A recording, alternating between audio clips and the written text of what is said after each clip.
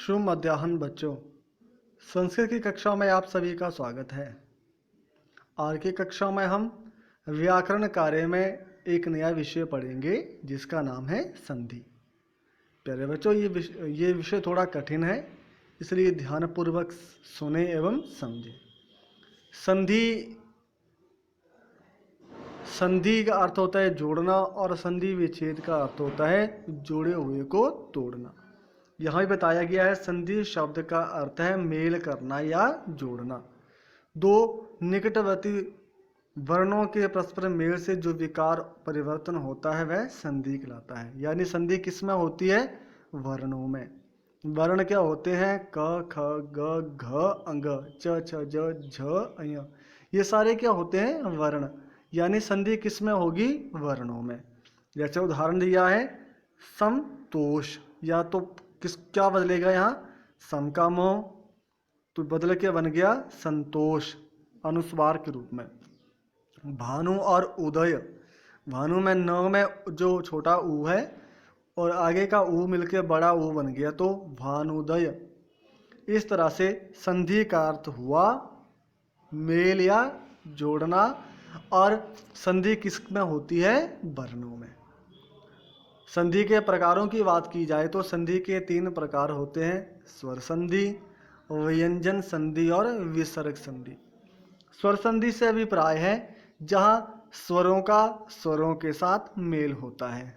आपको पता है हिंदी वर्णमाला में 11 स्वर हैं जिन्हें मात्राएं भी कहा जाता है। वे हैं अ, आ, ई, उ, री, ए, ओ, औ।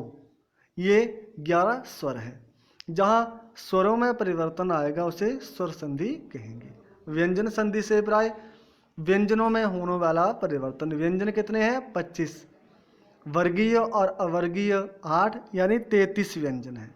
विसर्ग संधि में विसर्गों में परिवर्तन आता है। इस तरह से ये संधि की पृष्ठभूमि है। आगे प्रश्न आपके इस तरह से हैं। आपकी किताब में प्रश्न इस तरह से है: संधि का अर्थ है, अभी मैंने आपको बताया, जोड़ना। तो यहाँ जुड़ा हुआ शब्द क्या है? सूर्यास्त, सूर्य और अस्त। विद्यार्थी, विद्या और अर्थी। सुरेंद्र, सुर और इंद्र। देवालयम, देव और आलयम। रविंद्र, देव और आलयम। रविंद्र, रवि और इंद्र। सूर्योदय, सूर्य और उदय। ये शब्दों को तोड़ना आप अगली कक्षाओं में सीखेंगे। अभी तो मात्र आपको पता होना चाहिए कि संधि क्या होती है, संधि होती किन में है और संधि के प्रकार कितने हैं। अगला प्रश्न हमारे पास है।